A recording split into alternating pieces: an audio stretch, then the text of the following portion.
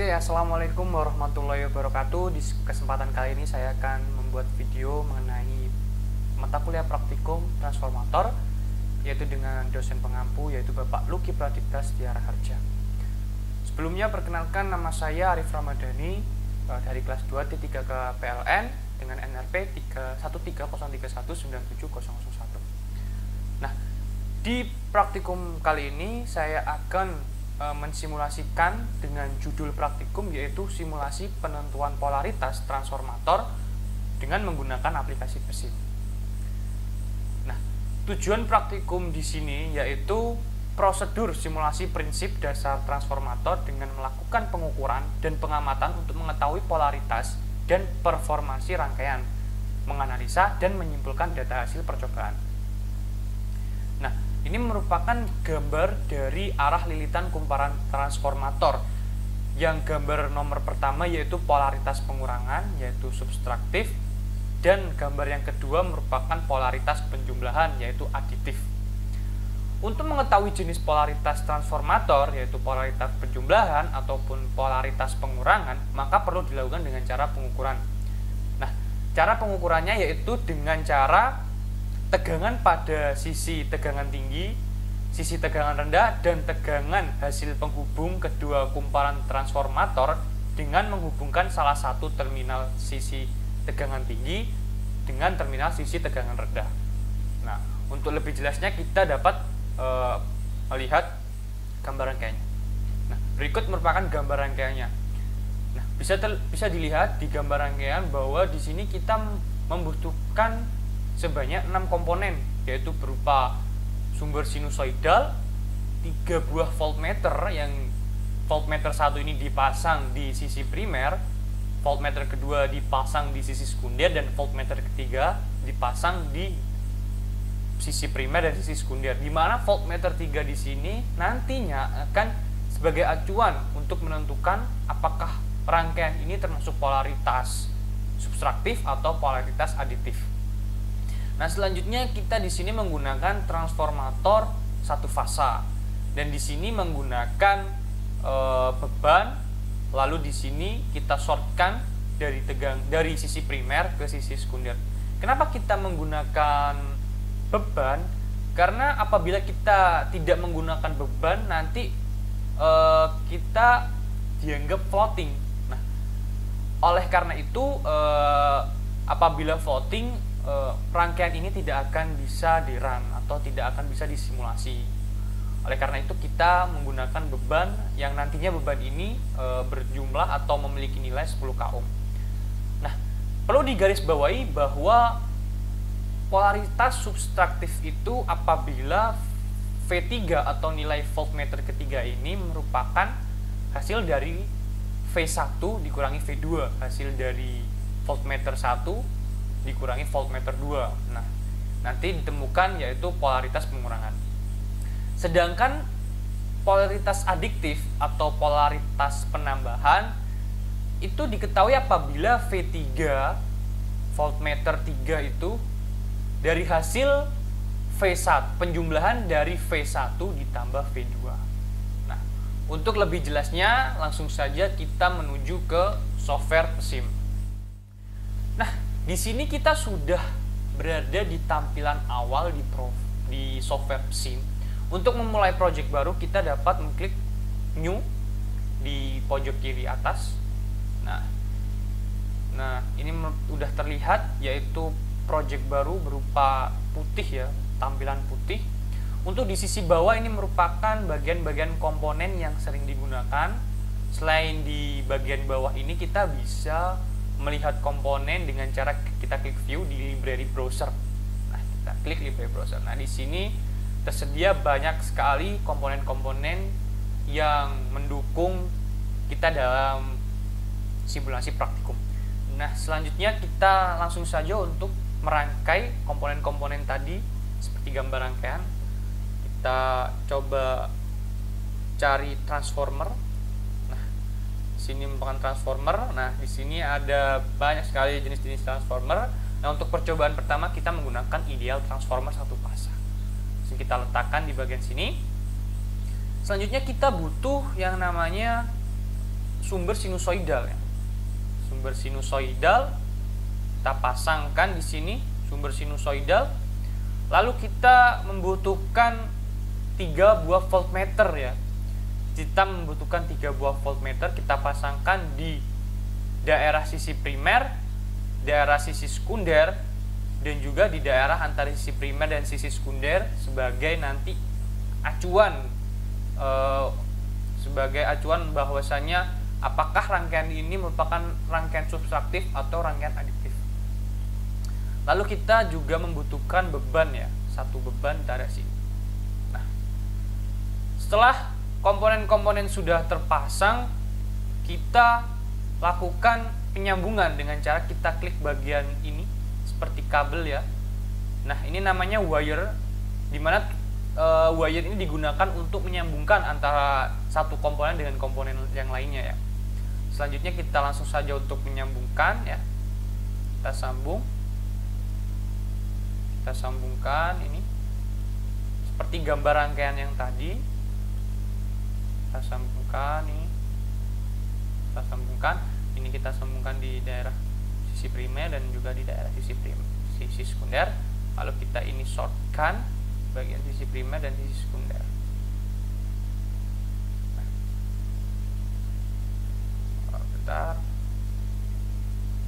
Nah, setelah komponen-komponen sudah terangkai dengan wire, selanjutnya kita akan mengisi mengisi salah satu komponen, maksudnya semua komponen kita isi parameternya dengan cara kita double klik di bagian komponen yang kita ingin isi parameternya. Untuk yang pertama kita akan isi parameter dari sumber sinusoidal ini. Kita double klik, nah kita nanti akan ditampilkan seperti ini. Kita ini close saja ya. Nah, di sini ada beberapa parameter yaitu nama, peak amplitude, frekuensi, phase angle, DC offset, dan di stop. Nah, ini untuk merupakan nama, kita main dengan V sumber ya, V sumber. Nah, untuk peak amplitude ini karena kita menggunakan tegangan real atau tegangan yang dapat diukur, nah yaitu kita merupakan menggunakan tegangan VRMS. Nah, kita menggunakan tegangan RMS, dan untuk untuk mencari peak amplitude, jadi rumus yang digunakan yaitu VRMS dikali dengan 1,41 atau dikali dengan akar 2 untuk mencari peak amplitude. Kita coba tulis tegangan RMS-nya sebesar 220, lalu kita kalikan dengan akar 2 yaitu 1,41. Untuk frekuensi kita ubah menjadi 50.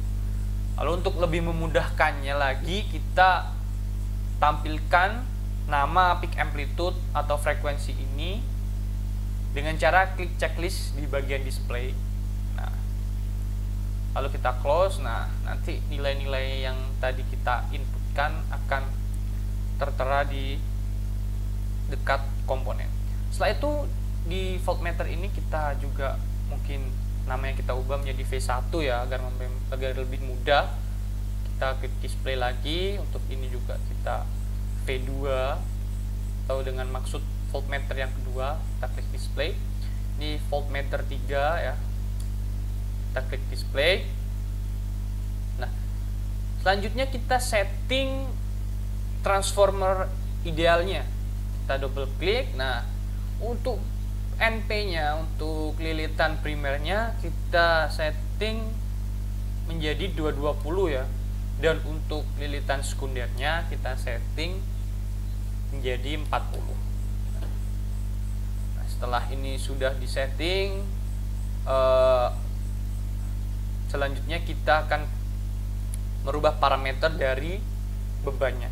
Bebannya kita ubah menjadi 10 kilo. Sudah selesai. Setelah rangkaian sudah diberi nilai, sudah diisi parameternya, sudah dirangkai menggunakan wire, selanjutnya kita taruh simulation control. Simulation control ini digunakan untuk seperti waktu ya, berapa gelombang yang akan muncul ketika waktu sekian-sekian. Nah, karena satu cycle atau satu gelombang itu sebesar 0,02 sekon atau 20 milisekon, dan di praktikum sini saya akan menampilkan 3 gelombang, maka saya akan memberi total time sebesar 60 milisekon atau 0,06 dengan maksud untuk menampilkan 3 cycle. Kita close saja. Nah, setelah semua sudah selesai, sudah mengatur semua komponen, nah kita langsung untuk merun simulationnya dengan cara klik bagian sini ada tulisan run simulation, kita klik saja run simulation. Nah, ada nanti muncul propertiesnya. Jadi properties ini ada beberapa variabel yang muncul, yaitu yang tadi V1, V2, V3, voltmeter 1, voltmeter 2, voltmeter 3. Nah, untuk menampilkan gelombangnya kita bisa klik ini V1, kita add, langsung kita klik OK. Nah, muncul tampilan gelombang dari V1. Sama apabila ingin menampilkan gelombang dari V2, kita bisa add OK. Untuk V3 kita bisa add OK. Nah, gelombangnya sudah ketemu ya. Nah, untuk melihat tegangan RMS-nya, kita bisa klik RMS di bagian bawah sini. Klik. Nah, di sini sudah terlihat bahwa ini merupakan tegangan yang mudah diketahui. Nah, di sini V1 diketahui sebesar 219 volt, di V2 sebesar 39 ya, 39 volt, dan V3 di sini sebesar 179 volt. Nah, dari ketiga nilai atau ketiga variabel di sini dapat diketahui bahwa nilai V3 ini adalah hasil dari pengurangan nilai V1 dikurangi V2. Nah, karena V1 dikurangi, karena V3 sama dengan V1 dikurangi V2, maka rangkaian ini termasuk rangkaian dengan polaritas pengurangan, yaitu polaritas subtraktif.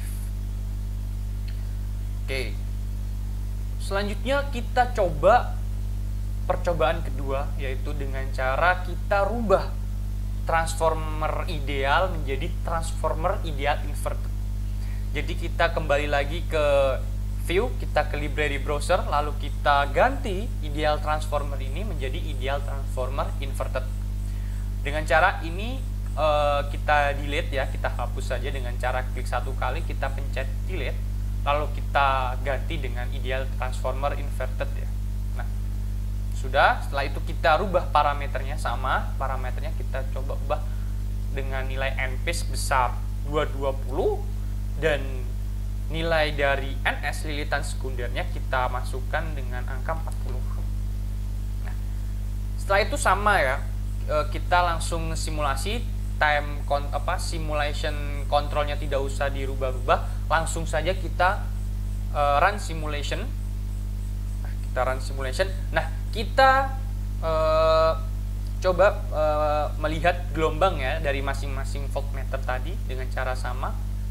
V1 kita add lalu kita OK, lalu V2 kita add lalu OK, dan yang terakhir itu nilai tampilan gelombang dari V3 kita add lalu OK.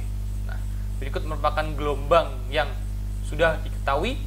Selanjutnya untuk melihat nilai dari RMS-nya, kita bisa klik RMS. Nah, ini sudah terlihat bahwa sudah diketahui bahwa nilai V1 itu diketahui sebesar 219 volt ya. Lalu nilai dari V2 itu diketahui sebesar 39 volt, dan nilai V3 itu sebesar 259 volt. Nah, dari ketiga nilai yang sudah diketahui ini, karena nilai V3-nya ini merupakan hasil dari penjumlahan antara V1 ditambah V2, maka rangkaian ini termasuk rangkaian penjumlahan atau rangkaian aditif. Nah, jadi kesimpulan yang didapat bahwasanya polaritas dapat berubah apabila kita hanya mengganti bagian dari transformernya saja. Tadi sebelumnya kita menggunakan ideal transformer itu diketahui polaritasnya subtraktif. Setelah kita rubah dengan transformer inverted, maka hasil yang didapat yaitu polaritas penambahan, yaitu polaritas aditif. Oke, mungkin sekian penyampaian simulasi dari saya. Saya tutup. Wassalamualaikum warahmatullahi wabarakatuh.